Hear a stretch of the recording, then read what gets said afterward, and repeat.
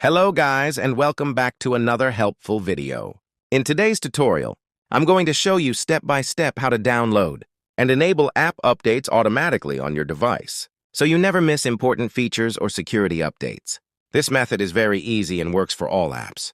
So without wasting any time, let's get started by going to the App Store. In the search bar, type the app name and you can update the app manually.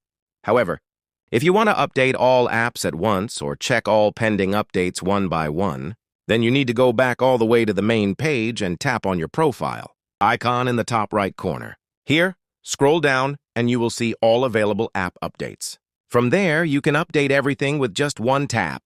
That's it for this video. Make sure to like and subscribe for more helpful tutorials. Until next time, see you soon.